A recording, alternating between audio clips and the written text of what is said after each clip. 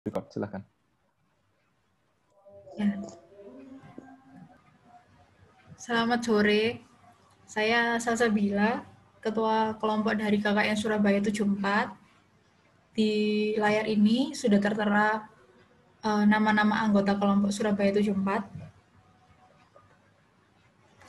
Hadir semua? Hadir Bapak. Handarista, coba saya absen satu-satu ya. Handarista? Hadir, Pak. Rizky Dewantoro? Hadir, Pak. Dani atau Dami itu kecil sekali, bisa diperbesar. Minta tolong, Mbak Salsabila. Agung Prakoso, sorry, yang nge-share screen Agung Prakoso. Oke, cukup. Dani Aldi, Dani Andi Cahyono. Hadir, Pak. Salsabila hadir. Risna Khairunisa. Hadir, Pak. Sri Wahyuni Kaswan. Ya, hadir Pak. Talenta Adianti Putri.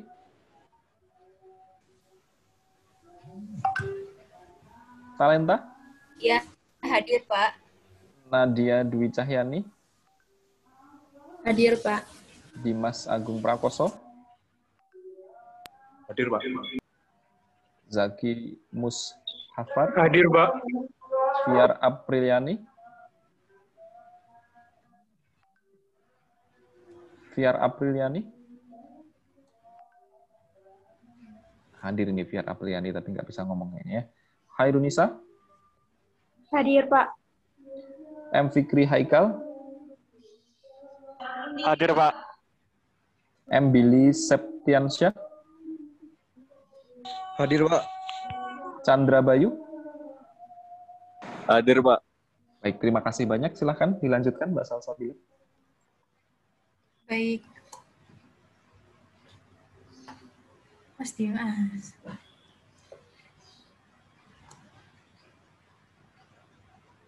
Bisa di... Oke. Jadi ini KKN Surabaya 74. Jadi kami dilatar belakangi oleh mahasiswa adalah bagian dari agen perubahan dengan mengemban Tridharma Perguruan Tinggi. Tridharma Perguruan Tinggi sendiri ini mencakup yang pertama pendidikan dan pengajaran, yang kedua penelitian dan pengembangan, yang ketiga pengabdian masyarakat. Nah, ini semua dilakukan dalam bentuk KKN. Kemudian Surabaya 74 sendiri mengambil pengabdian masyarakat di Kelurahan Jambangan, Kecamatan Jambangan, RT 1, RW 5, Surabaya. Sebelumnya, sebentar Bapak, masih ada azan.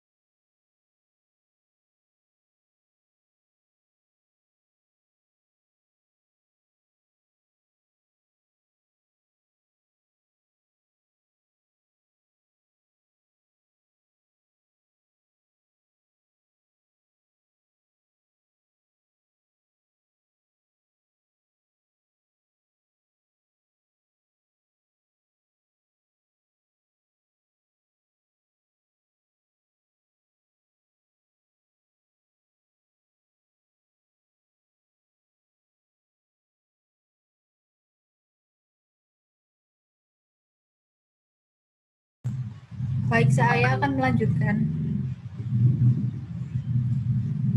Kelompok kami menggunakan Jambangan RT 1 RW 5 sebagai desa tujuan KKN karena desa ini memiliki permasalahan utama, yakni kurangnya peduli dengan kebersihan dan kesehatan lingkungan. Hal ini dibuktikan dengan banyaknya sampah yang menumpuk di bantaran anak sungai Brantas, Surabaya. Kemudian adanya masalah lain, yakni adanya anak-anak di masa pandemi tidak bisa belajar dengan optimal karena harus belajar melalui daring. Selain itu, adanya kecanduan dari gadget itu perlu diadakan refreshing. Kemudian ada banyak aktivitas di bantaran kali sehingga kelompok kami menawarkan solusi untuk memberikan sosialisasi dan pelatihan PPGD serta CPR. Nah, di sini ada rencana program kerja kami. Yang pertama adalah sosialisasi sanitasi dan kesehatan lingkungan. Yang kedua, kegiatan ngabuburit dan permainan tradisional. Yang ketiga, ada sosialisasi PPGD dan CPR. Yang keempat, bersih-bersih bantaran anak Sungai Brantas, Jambangan, Surabaya. Dan yang kelima, ada bakti sosial. Proker yang pertama, yakni sosialisasi sanitasi dan kesehatan lingkungan. Hal ini berdasarkan permasalahan rendahnya kesadaran akan kebersihan dan kesehatan lingkungan. Proker ini akan dilakukan dengan sosialisasi akan pentingnya kesehatan lingkungan. Kemudian mensosialisasikan pentingnya hidup bersih dan mensosialisasikan dampak dari buang sampah di kali. Selanjutnya, next. Nah, selanjutnya proker yang kedua ada bersih-bersih bantaran anak Sungai Brantas, Jambangan, Surabaya. Proker ini didasarkan pada permasalahan banyaknya sampah yang ada di bantaran anak Sungai Brantas, Jambangan, Surabaya. Proker ini akan dilakukan dengan pembersihan bantaran anak sungai dengan mengambil sampah bersama dengan warga sekitar. Next. Ketiga, ada kegiatan ngabuburit dan permainan tradisional. Proker ini didasarkan dari permasalahan anak-anak yang tidak bisa bersekolah secara luring sehingga tidak bisa belajar dengan optimal. Bisa kembali ke kegiatan ngabuburit, Mas. Nah, juga penyegaran dari dampak gadget dengan memperkenalkan permainan tradisional. Selanjutnya, proker keempat ada sosialisasi PPGD dan CPR. Proker ini berdasarkan permasalahan banyaknya aktivitas di bantaran anak Sungai Brantas, Jambangan, Surabaya. Maka akan berbahaya jika tidak dibekali dengan pengetahuan akan situasi gawat darurat. Sehingga solusi dari kelompok kami adalah melakukan sosialisasi PPGD dan CPR dan melakukan praktik pelatihan PPGD serta CPR. Selanjutnya, ada proker yang kelima, yakni bakti sosial, sebagai bagian dari penutup serangkaian KKN dan sebagai tanda terima kasih kepada masyarakat Kelurahan Jambangan, Kecamatan Jambangan, RT 1 RW 5. Next. Goals dari KKN kami, yang pertama, proker yang pertama akan terlaksana pada 14 Maret 2021. Kemudian proker yang kedua akan kami lakukan sebanyak 2 kali, yakni di tanggal 28 Maret 2021 dan 30 Mei 2021. Untuk proker yang ketiga akan kami laksanakan selama Ramadan tiap minggunya. Next. Untuk proker yang keempat, goals-nya akan terlaksana pada 6 Juni 2021 bersamaan dengan proker yang kelima, yakni bakti sosial sekaligus sebagai penutup KKN. Next, untuk sumber pendanaan sendiri kami mengambil dari uang kas yang sudah berjalan dari kemarin, serta akan mengambil sponsorship. Sehingga mengapa kami kok baru terjun itu tanggal 14 Maret, karena sebelumnya kami akan fokus untuk mencari dana terlebih dahulu. Next.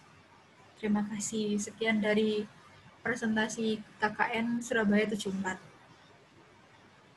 Sebagai penambahan, semua kegiatan akan dilakukan dengan tetap memperhatikan prokes dan juga tetap menyediakan tempat cuci tangan dan juga hand sanitizer, Pak. Terima kasih. Baik, semua kegiatannya luring berarti ya? Sebagian besar luring, Pak. Yang daring apa saja?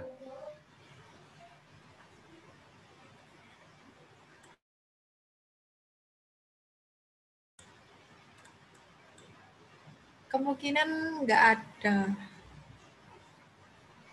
Nggak ada sama sekali. Ada 5 proker dan 5-5-nya luring semua ya. Jadi kasusnya hampir sama seperti Bangkalan 2. Ya, ya pokoknya begini, kalau misalnya mau diluringkan ya, tadi Dimas katakan menyesuaikan dan disediakan tempat cuci ya, ini benar-benar diperhatikan ya. Syukur-syukur teman-teman juga menyediakan masker bagi peserta gitu. Jadi misalnya luring gitu, pesertanya berapa 15 gitu, teman-teman juga berikan masker, berikan hand sanitizer, ya. Atau kalau misalnya hand sanitizer satu-satu itu membengkakkan biaya, teman-teman sediakan satu di situ ketika kegiatan hand sanitizer dan juga cuci tangan begitu ya. Dan kalau yang penting sih masker mungkin bagi saya ya setiap kegiatan. Teman-teman kan mungkin bisa beli masker satu box itu ya. Yang berapa ya? Ya nggak usah yang terlalu bagus-bagus, nggak usah sensi ya, yang penting masker gitu ya, yang kualitasnya medium begitu, dan itu bisa dibagikan ketika kegiatan sosialisasi. Pun juga demikian, ini saya baru kepikiran ya, pun juga demikian dengan mungkin yang di Bangkalan tadi. Cuman permasalahannya yang di Bangkalan itu kan hampir setiap saat real time ya. Nah ini yang perlu saya sampaikan ya nanti, tapi mungkin begini, sebisa mungkin kalau bisa dilakukan daring, sebagian besar juga daring, gitu ya. Tapi kalau misalnya tidak bisa luring, ya teman-teman bagaimana caranya itu supaya bisa benar-benar terkontrol dan terjaga dan protokol kesehatannya benar-benar diperketat. Itu sih yang bisa saya sampaikan. Ya.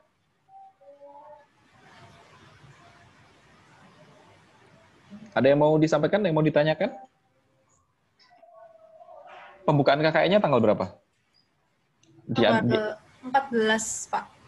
Tanggal 14. Bersamaan dengan proker yang pertama. Oke.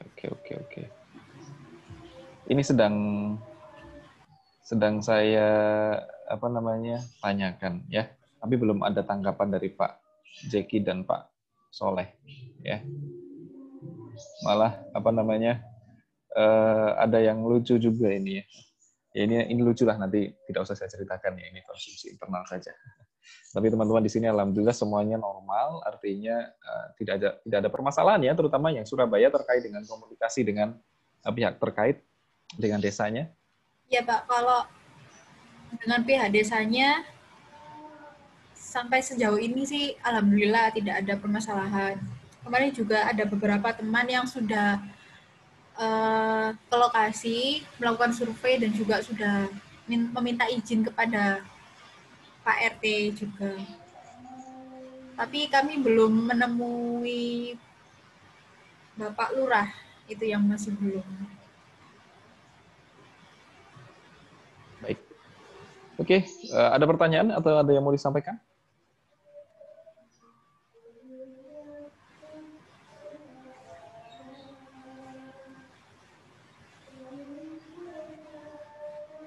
Tidak ada?